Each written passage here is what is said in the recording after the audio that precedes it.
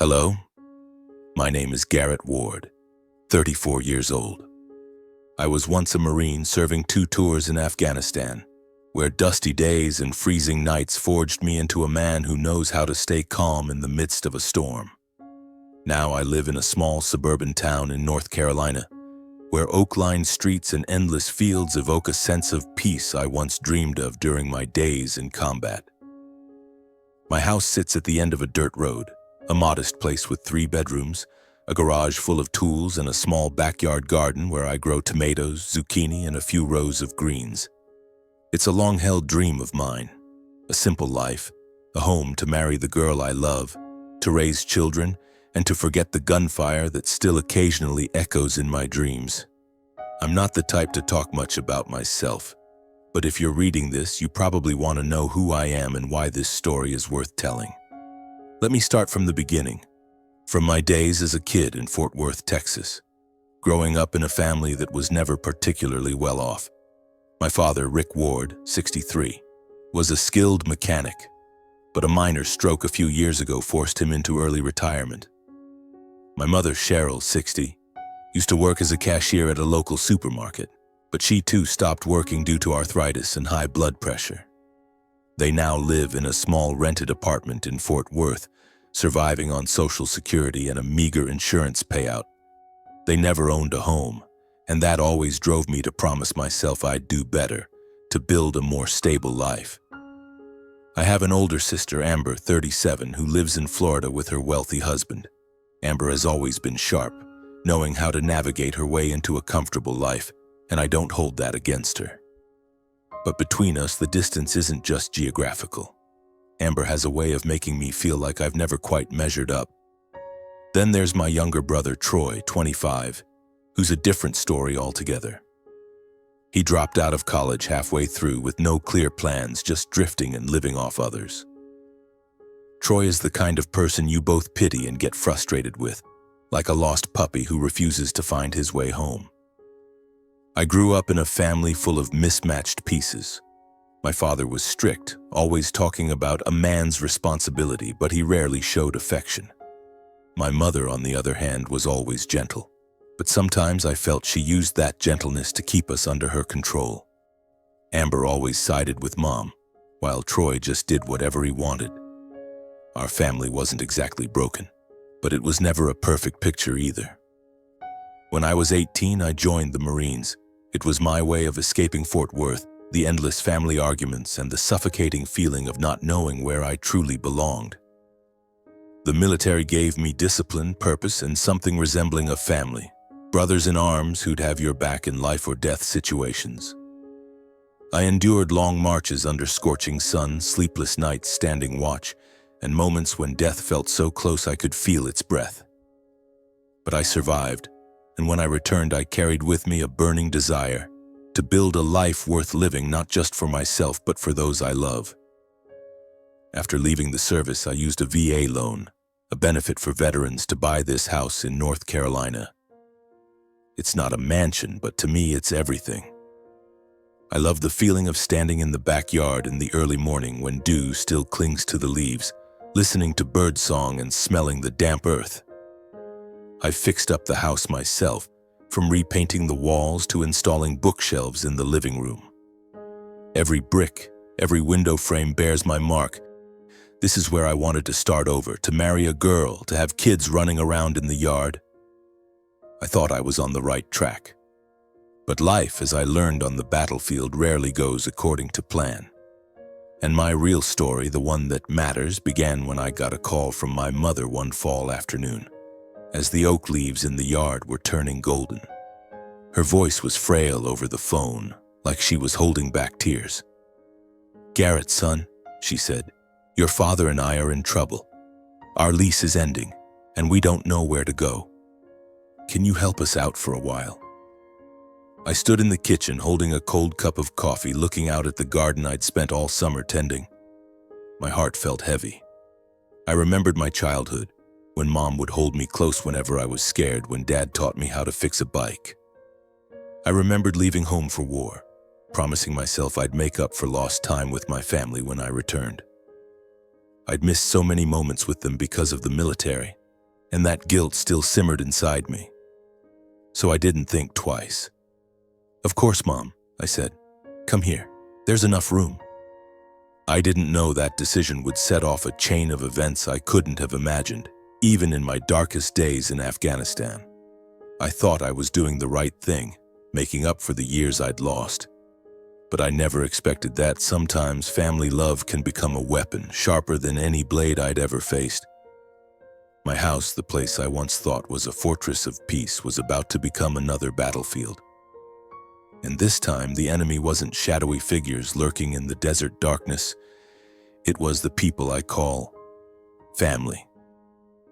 It all began on a Saturday morning while I was pruning the zucchini patch in the backyard. The chirping of sparrows mingled with the smell of freshly cut grass, and I was thinking about Vanessa, the girl who made my heart stir for the first time in years. She works at a small bookstore in town with a warm smile and eyes that seem to tell stories of their own. I was daydreaming about asking her out to dinner, maybe the following weekend, when the sound of a car horn interrupted my thoughts. An old dust-covered SUV rolled into the driveway. The door opened, and my mother stepped out, clutching a worn fabric bag, followed by my father, his slow gait and tattered baseball cap shading half his face. "Garrett, son," Mom called, her voice trembling as if she just endured a long, exhausting journey. I wiped the sweat from my forehead, set down the pruning shears, and walked over to greet them. Mom hugged me so tightly I could smell the cheap perfume she'd used since I was a kid. Dad just nodded, muttering something about how bad the roads were from Texas. I glanced at the car, waiting to see if anyone else was with them. And then Troy, my younger brother, poked his head out from the back seat, earbuds in, eyes glued to his phone. He gave a half-hearted wave as if showing up at my house was the most natural thing in the world. "You doing okay?" Mom asked, her hand brushing my arm, but her eyes were already scanning the house. "Your place is really nice. Look at that garden. My boy, always so thoughtful." I smiled, trying to hide the unease rising in my chest. "Thanks, Mom. Come inside, I'll make some coffee." I led them in, trying not to notice how Mom surveyed the living room like she was appraising every item. Dad plopped onto the sofa, sighing as he kicked off his shoes, leaving small streaks of mud on the rug. Troy made a beeline for the fridge, grabbing a soda without asking. I told myself they'd had a long trip and needed to settle in. But deep down, I knew things wouldn't be as simple as I hoped. Over a quick lunch I threw together, sandwiches and a salad made from garden vegetables, Mom recounted their story. Their lease in Fort Worth had ended, the landlord raised the rent, and they couldn't afford to stay. "Just a few months, Garrett," she said, her eyes welling up. "We'll find a new place, but right now, you know your dad's not well and I'm not much better. We need each other." I nodded, guilt creeping up again. During my years in Afghanistan, I was barely present in their lives. The letters Mom sent, the brief satellite calls, they all reminded me how much I'd missed. Troy's birthdays, my parents' 30th anniversary, even the times Mom was hospitalized for high blood pressure. I'd always promised myself I'd make up for it, and now, with them standing in front of me, I couldn't say no. "All right, Mom," I said. "You guys can stay here. I'll take care of it." I gave them the master bedroom, the one with the window overlooking the garden where I liked to read in the evenings. I moved my things to the smaller room I'd been using as an office. The single bed creaked when I lay down that night, and I told myself it was only temporary. They'd get back on their feet, find a new place, and I'd have my life back. But weeks passed and there was no sign they were looking for a new place. Dad spent his days watching TV, flipping between car repair shows and hunting programs. Mom puttered around the kitchen, cooking greasy, heavy dishes she knew I didn't like. They started leaving their mark on my house, dirty coffee mugs on the table, piles of laundry in the utility room, and mounting bills. Electricity, water, internet. I paid for it all. Mom even asked me to buy the organic coffee Dad liked, because you know he can only drink that kind, Garrett. Then one day, Troy joined them. One afternoon, he showed up at the door, a ratty backpack in hand and a smirk on his face. Just a couple of weeks, Garrett, he said, barely meeting my eyes. I'm looking for a job, but you know things are tough. I wanted to ask why he didn't go back to school, why he didn't try harder, but I just nodded and let him in. Troy took over the remaining room, turning it into a battlefield of soda cans, tangled earbuds, and the smell of sweat. Over the next few weeks, I began to feel the weight of their presence. I woke up early each morning, jogging 5 miles around town to maintain the discipline I'd learned in the military. But when I got home, I felt like a stranger in my own house. My parents didn't lift a finger to help. Mom said she was tired from her arthritis. Dad claimed he needed rest because of last year's stroke. Troy spent his days in front of the computer playing online games, his shouts echoing through the house whenever he lost a match. I tried to ignore it, to stay calm, but each day the air in the house felt heavier, more suffocating. I started calling Amber, hoping she could convince our parents to look for a new place. But Amber, as always, took their side. "Garrett, I don't understand why you're being so stingy," she said over the phone, her voice icy. "Mom and Dad sacrificed their whole lives for us. You have a house, a job, and they have nothing. Can't you help them for a few months?" I wanted to scream that it wasn't a few months anymore. It had been 4 months, and I was covering all their expenses. But I stayed silent because Amber always knew how to make me feel like the selfish one. One night, I tried talking to my parents directly. I picked an evening when we were eating pizza I'd ordered from town. "Mom, Dad," I began, my voice cautious. "I think we should talk about finding you a new place. I'll help. Maybe find an apartment nearby." I didn't finish before Mom set her pizza slice down, clutching her chest, gasping. "Garrett, are you kicking us out?" she said, her voice breaking. Dad stared at me, his eyes sharp as knives. "Son, we raised you and this is how you talk to us? Your responsibility is to take care of your family." I felt the heat rising in my face, but before I could respond, Mom stood up, swaying like she might collapse. Troy rushed to her side, glaring at me like I was a traitor. I retreated to my room, closed the door, and sat on the bed, feeling like I was being choked. My phone buzzed. A text from Amber. "You made Mom cry, Garrett.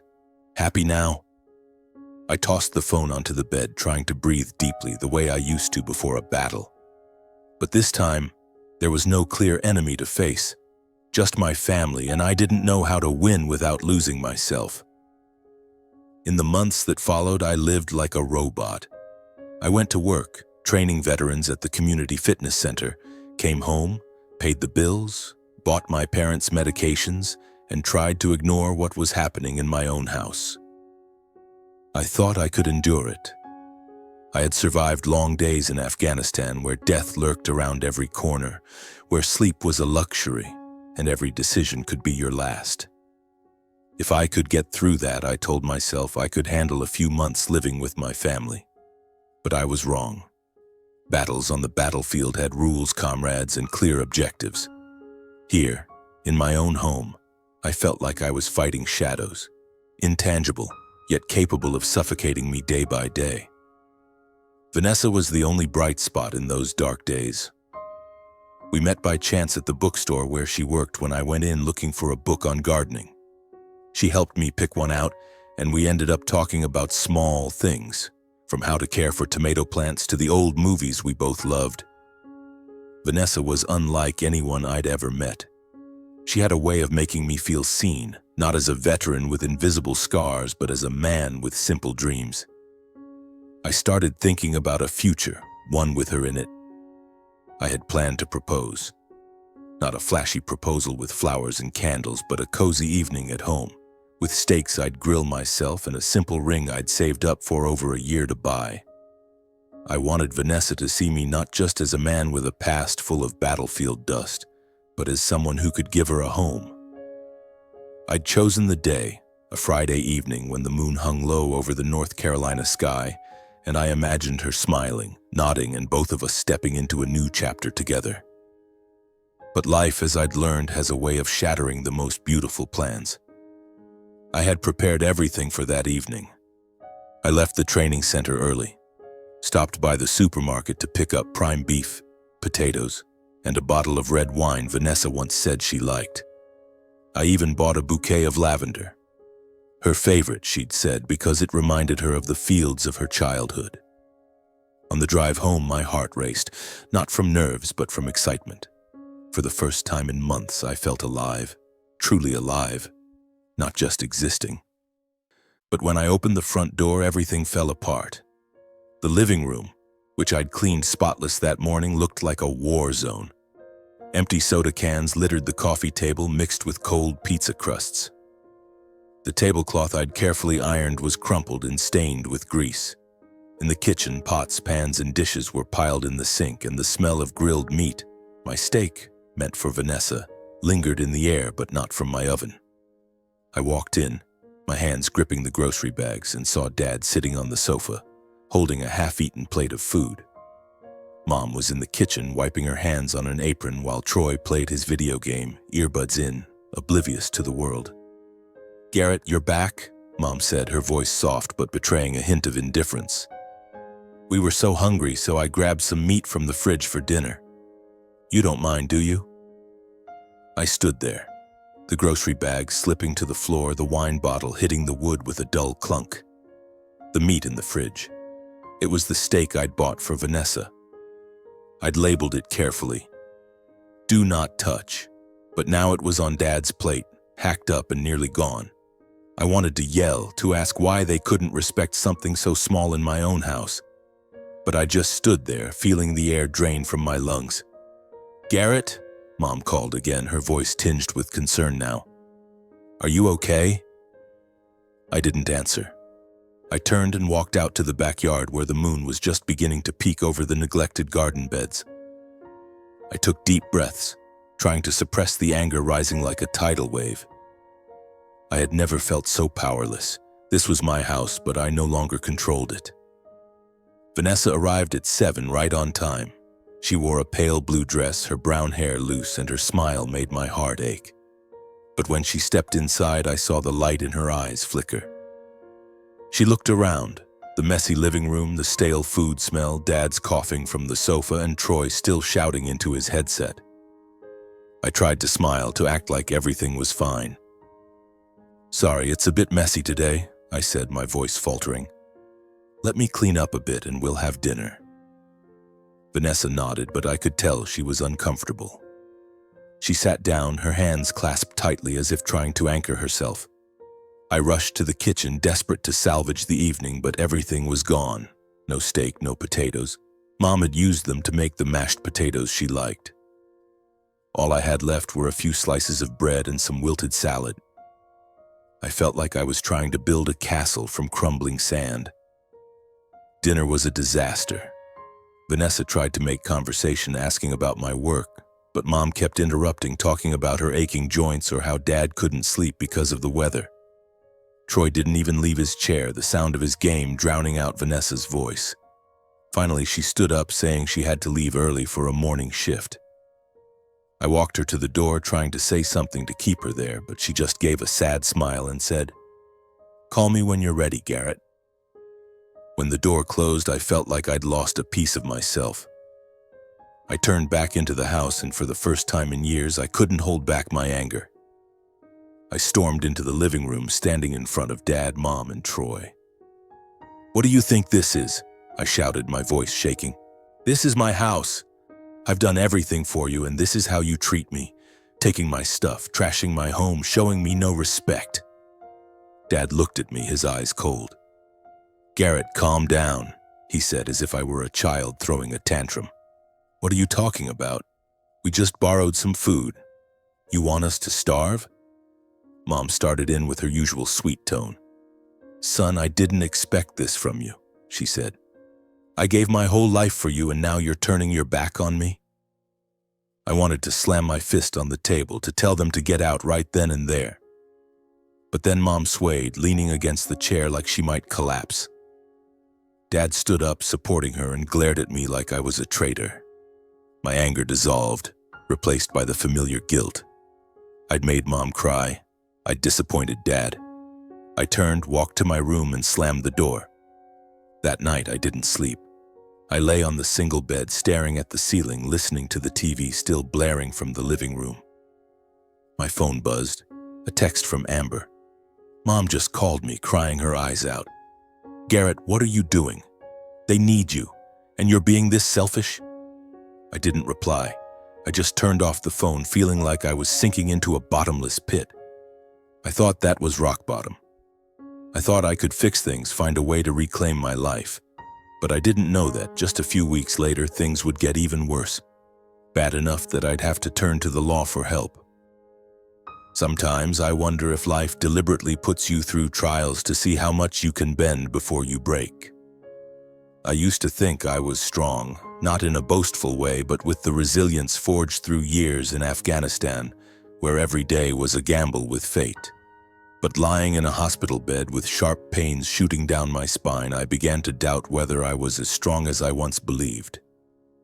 The accident happened on a Saturday morning during a National Guard Reserve training session.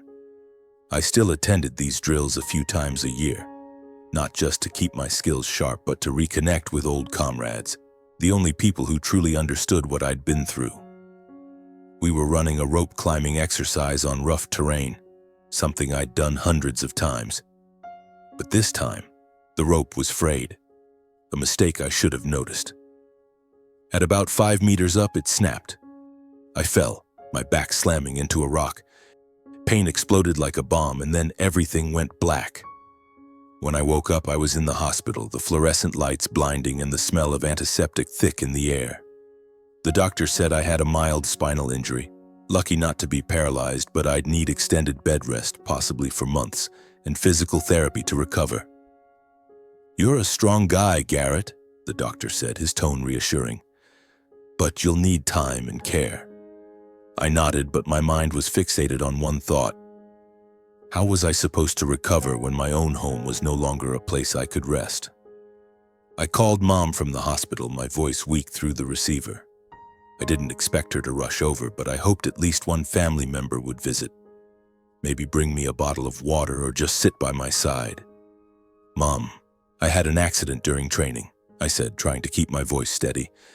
I'm at St. Mary's Hospital. It's not too serious, but I'll be here for a while. There was a long pause on the other end. Then Mom spoke, her voice full of worry. But not for me. Oh, Garrett, are you okay? But I'm busy taking care of your dad. You know he's not well. And Troy needs me too. A tough guy like you will be fine, right? I gripped the phone, feeling like someone had just plunged a knife into my chest. Yeah, Mom, I replied, my voice hoarse. I'll be fine. But when I hung up, I felt more alone than ever.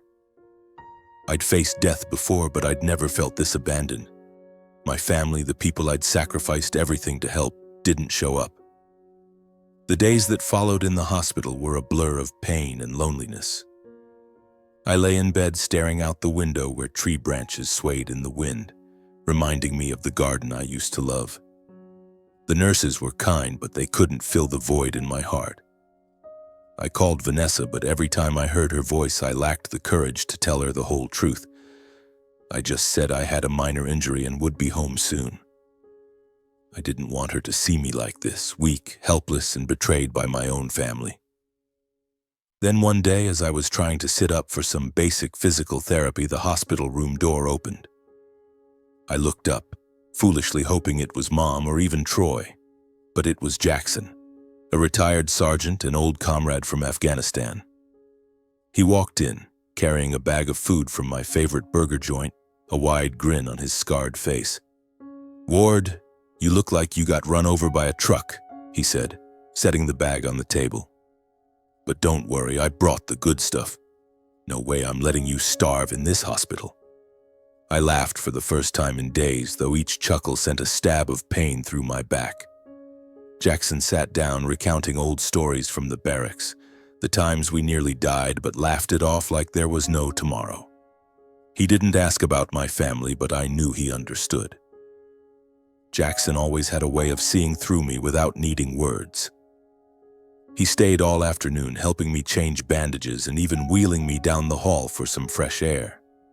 When he left, I felt a spark of strength, however small.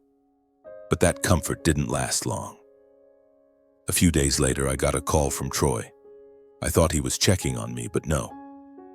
"Hey, Garrett, can I borrow your truck?" he asked, his tone casual, as if I weren't lying in a hospital bed. "I need to meet some friends, and the bus is such a hassle." I gripped the phone, the pain in my back merging with the anger in my chest. "Troy, I'm in the hospital. I can't even walk. You think I'm in the mood to deal with the truck?" "Come on," he laughed like I was overreacting. "Just for a bit. You're not using it right now, are you?" I agreed, not because I wanted to, but because I was too exhausted to argue. I told him where the keys were and repeated over and over to be careful. That truck, an old but reliable pickup, was something I'd saved for years to buy. It wasn't just a vehicle. It was a symbol of the independence I'd built after the military. A week later, I got a text from Troy.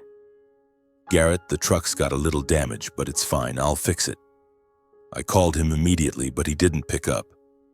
When I asked Mom, she just said, "Oh, you know Troy, he's just clumsy. Don't worry, he'll take care of it." But I knew Troy wouldn't take care of anything. He never had. In the days that followed, I lay in the hospital bed trying to focus on recovery, but my mind kept drifting to my house. I imagined Troy driving my truck, maybe crashing it somewhere, or worse, abandoning it. I thought about my parents, how they used their ailments as excuses to stay in my home, how they hadn't once asked if I was okay. I thought about Vanessa, my heart tightening as I recalled her sad smile that night. I wanted to call her, to say I was sorry, to promise I'd fix everything, but I didn't know where to start. Jackson visited a few more times, bringing food, books, and even a small radio for music. "You need to get out of your own head, Ward," he said, clapping my shoulder.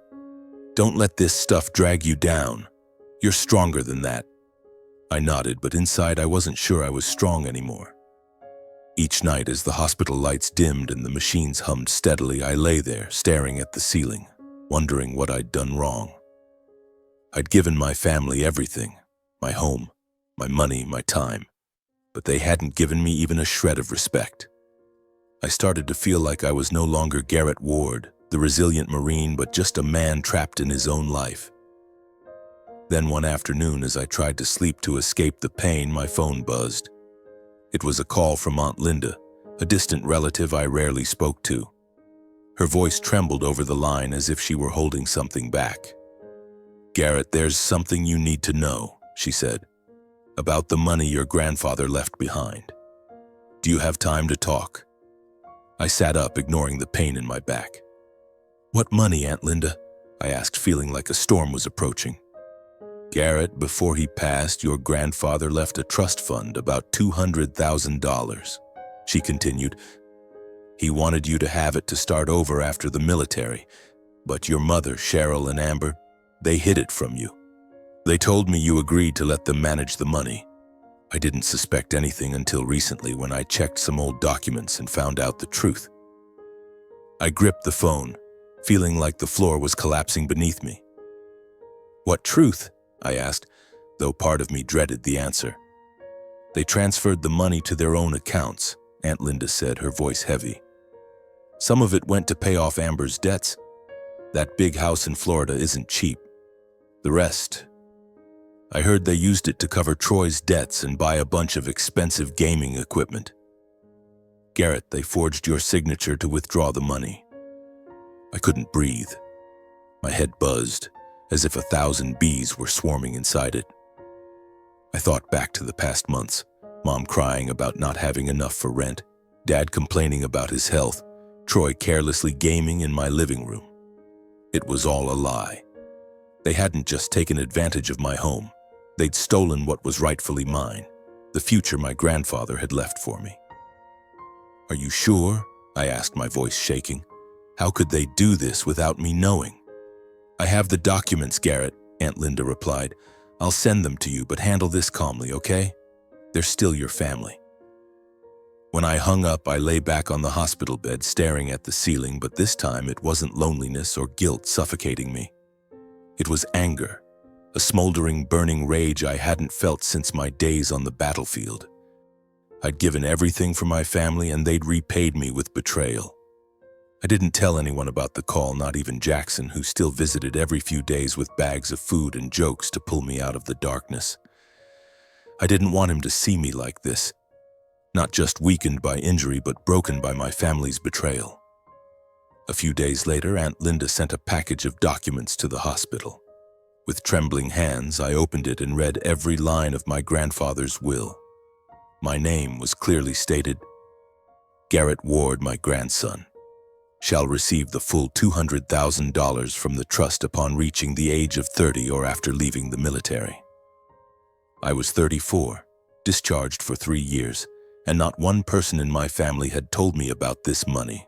The package also contained copies of bank transfers with my signature, but it wasn't mine. I stared at the forged scrawl and the rage inside me flared. I hadn't just been cheated out of money.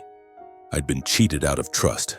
The people I loved most, the ones I'd sacrificed everything to protect, had turned me into a pawn in their game. I started taking action. I contacted Mike, an old friend who had worked in banking before becoming a lawyer. From my hospital bed, I called him, my voice hoarse from both physical and emotional pain. "Mike, I need a good lawyer," I said, cutting straight to the point. "My family stole money from me. A trust fund from my grandfather. They forged my signature. I want to take back what's mine." Mike wasn't surprised, but his voice grew serious, as if he understood the weight of what I was facing. "Garrett, suing your family is a tough road," he said. "But if what you're saying is true, this is serious fraud. I know a lawyer in Raleigh, specializes in elder abuse and trust fraud. Her name's Sarah Coleman. She's the best in the field. I'll set up a meeting." A few days later, I got a video call from Sarah Coleman. She appeared on my phone screen with neatly tied silver hair and sharp eyes that seemed to pierce right through me. I told her everything, from Aunt Linda's call, the documents she sent, to how my mother forged my signature while I was still in Afghanistan. Sarah listened, jotting notes quickly, never interrupting. When I finished, she nodded, her voice calm but resolute. "Garrett, with this evidence, we have a strong case. Forging a signature to withdraw trust funds is a criminal offense, but you need to prepare yourself. Suing family isn't just a legal matter, it's an emotional one." "I know," I replied, gazing out the hospital window where the sunlight faded over the treetops. "But I can't let them keep doing this. I gave them everything and they repaid me by stealing my future." Sarah agreed to start working immediately. She asked me to send all the documents from Aunt Linda, along with any texts, emails, or evidence related to my family. Additionally, I asked her to draft a formal eviction notice requiring my parents and Troy to leave my house within 30 days. "This is the first step," she said. "We'll send it via certified mail so they can't deny receiving it." The day the notice was sent, I sat in my hospital bed, my hand trembling as I signed the document. I imagined Mom opening the envelope, her face paling, then crying as she always did. I pictured Dad slamming the table, yelling about filial duty. And Amber, she'd surely text, calling me a traitor. But I wasn't afraid anymore. I was tired of being manipulated. 2 days later, I heard commotion in the hospital hallway. Mom's shrill, trembling voice echoed through the door. "I need to see my son. Where's Garrett? He can't do this to his parents." My heart tightened. I didn't want to see or talk to them. I was afraid that if I looked into Mom's teary eyes, I'd soften like I had so many times before. My parents always knew how to make me feel like the guilty one. I couldn't let that happen, not now, when I was fighting to reclaim my life. A nurse entered my room, gently asking, "Do you want to see your parents?" I replied, my voice icy. "No, please tell them to leave." The door closed, and in that moment it felt like I'd severed a vital thread inside me. After my parents left, I knew I had to protect my home, my last fortress. I didn't trust my family to leave quietly, especially when they sensed I was taking action. I called Jackson, the one comrade who'd never turned his back on me. "Jackson," I said over the phone, my voice urgent, "I need a big favor. I'm suing my family and demanding they leave my house, but I'm worried they'll do something bad. Can you help me change the locks? Install security cameras and make sure my property is safe. Jackson didn't hesitate. Ward, you don't even need to ask, he replied, his voice as steady as it was back in the barracks. Leave it to me. Focus on recovering. I'll handle the rest. A week later, my parents and Troy had packed up and left. I didn't know where they went, maybe a motel or a rental nearby. True to his word, Jackson showed up the next day with a professional locksmith and a set of modern security cameras. He checked every corner of the house, ensuring nothing was taken. From the TV I'd bought with my savings to the tools in the garage. He even sent me photos of the entire house, along with a text. Everything's good, Ward. They didn't wreck anything. I thanked Jackson and promised to treat him to a proper beer when I got out of the hospital. But just a few days later, early one morning, Jackson called me. His voice more tense than usual. Ward, you need to see this, he said, sending me a video from the security cameras. I opened my phone, my heart pounding as I watched Troy sneaking into my backyard at midnight, holding a pair of wire cutters. He fumbled around the outdoor electrical box trying to cut the power. But Jackson had done his job well. The box was secured with a new lock, and Troy, after a few minutes of failure, threw the cutters to the ground and stormed off, muttering something under his breath.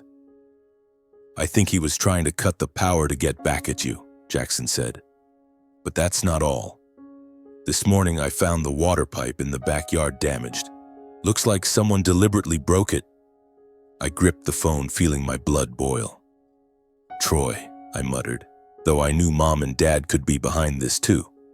They didn't just want to leave. They wanted to leave a trail of destruction, just as they'd done with my life. Did you keep the video? I asked Jackson. I need evidence.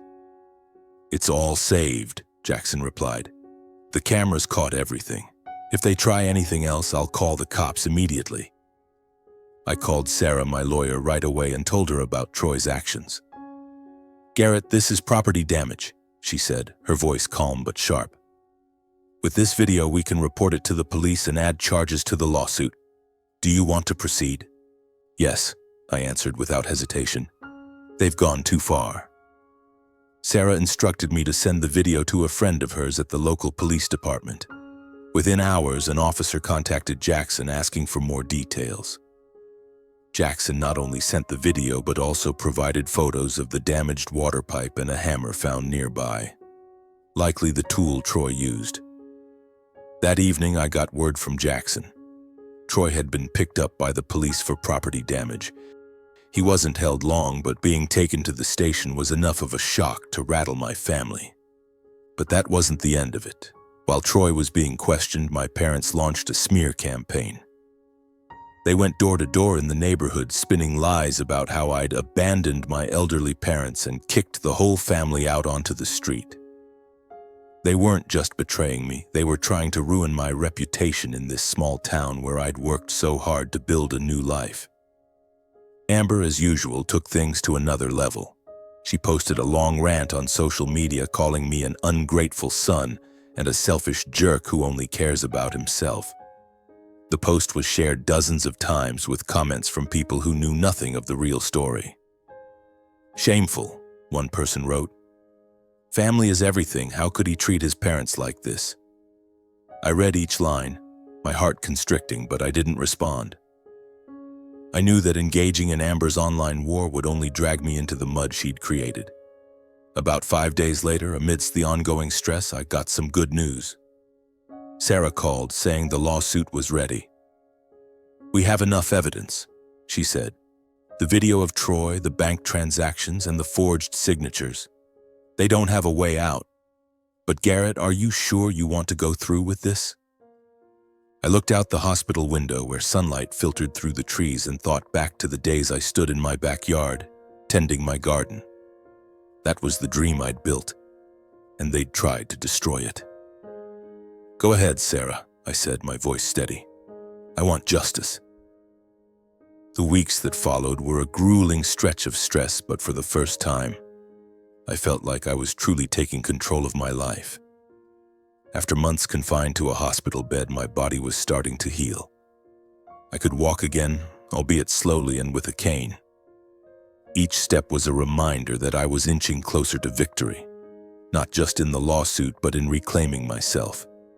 Sarah, my lawyer, worked tirelessly, preparing the case with the precision of a soldier gearing up for a final battle. And I, though still in pain, was ready to face my family in court. The trial was scheduled for an early winter day when the air in North Carolina turned crisp and the oak leaves in my yard had nearly all fallen. I was discharged from the hospital a few days before the trial, and Jackson drove me home. Stepping into my house, I felt a strange emptiness. Gone were the sounds of Dad's TV, Mom's crying, and Troy's shouting during his video games. But the backyard garden was wilted, the broken water pipe still unrepaired, and the stains on the living room rug lingered like scars from the battle I'd just endured. The trial took place at the local courthouse in Raleigh. I wore a simple suit, the only one I owned from a friend's wedding years ago. Walking was still difficult, but I entered the courtroom with my head held high, like a soldier heading into battle. Sarah sat beside me, clutching a thick stack of documents. My grandfather's will, bank transactions, forged signatures, and the video from Jackson's security cameras showing Troy's vandalism. My parents sat across the room with their lawyer, a weary-looking middle-aged man who seemed unconvinced by his own client's story. Troy wasn't there. He was still on probation for property damage. Amber sat in the back row, her icy glare cutting through me as if she could will me to crumble. Mom, as expected, started crying the moment the trial began, clutching her chest and muttering about how I'd betrayed the family. Dad sat silently, but his eyes burned with anger, as if to say I was no longer his son. Sarah presented the case with clarity and precision. She submitted evidence of the forged signatures, bank transactions funneling money to Mom and Amber's accounts, and emails between them discussing how to handle Garrett's money. She also showed the video of Troy and the police report detailing his vandalism. "Your Honor," Sarah said, her voice unwavering, "my client, Garrett Ward, has been deceived and exploited by his own family. They not only stole $200,000 from the trust his grandfather left him, but also deliberately damaged his property when asked to leave. We seek full restitution, plus legal fees and compensation for emotional distress." My parents' lawyer tried to argue that I had agreed to let Mom manage the trust and that Troy's actions were a misunderstanding. But Sarah's evidence was overwhelming, undeniable. When I was called to the witness stand, I looked directly at the judge and told my story, from how I was manipulated into signing papers in Afghanistan, to how my family exploited my sense of duty, to their final act of vandalism. I didn't look at my parents or Amber. I just spoke the truth, though each word felt like a knife in my own heart. After 3 days of trial, the judge delivered the verdict.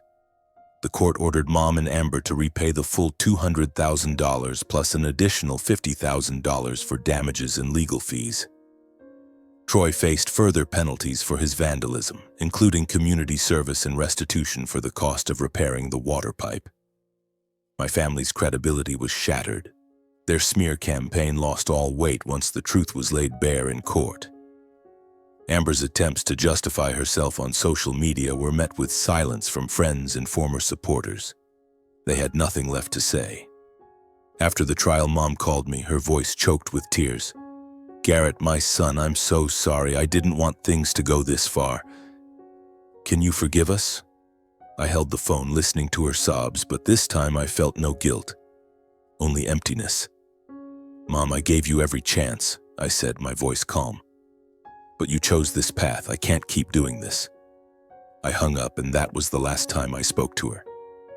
Dad didn't call or apologize. Amber sent a long text blaming me for destroying the family, but I deleted it without replying.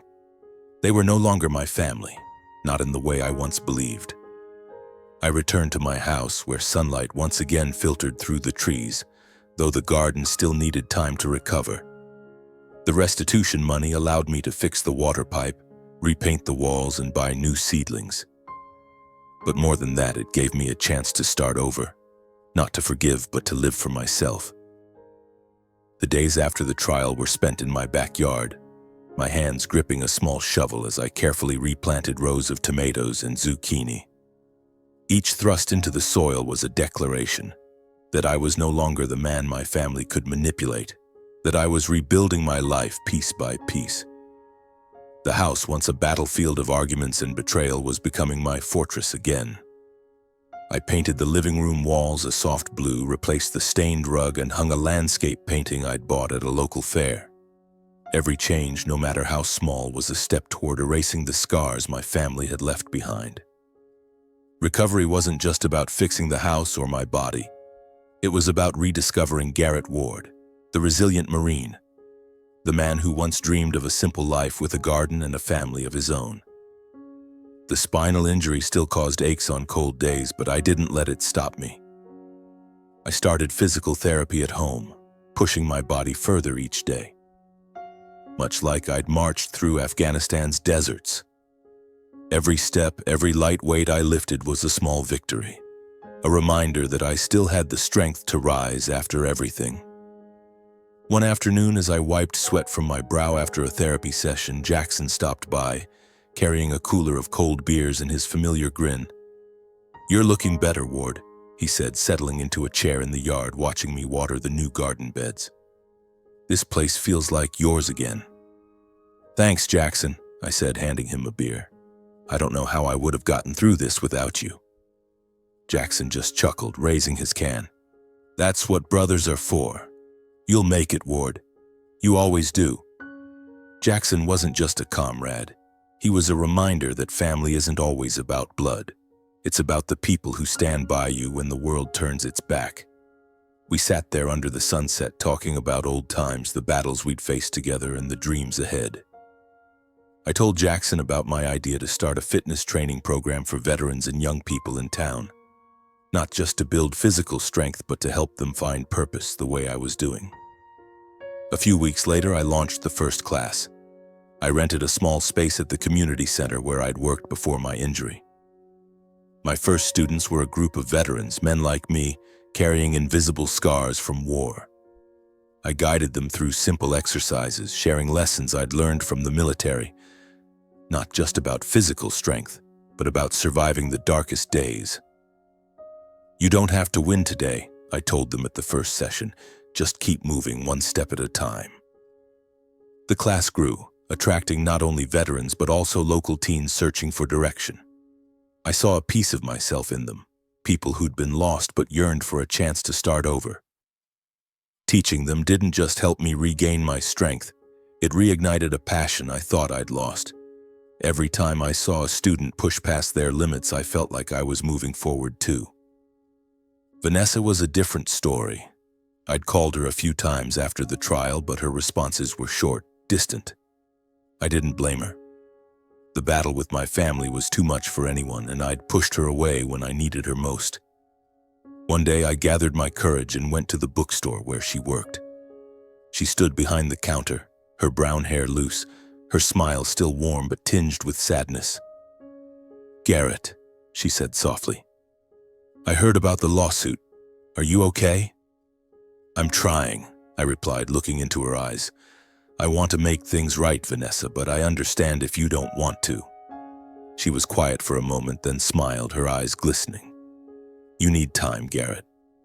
And so do I. But I'm proud of you for standing up." We didn't get back together, but that moment gave me hope. Not necessarily for love, but for the possibility of rebuilding relationships one step at a time.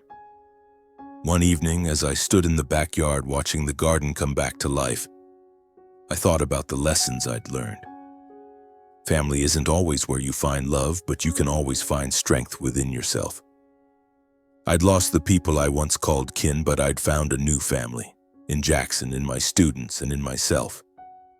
I went back inside and wrote a short note, sticking it on the fridge.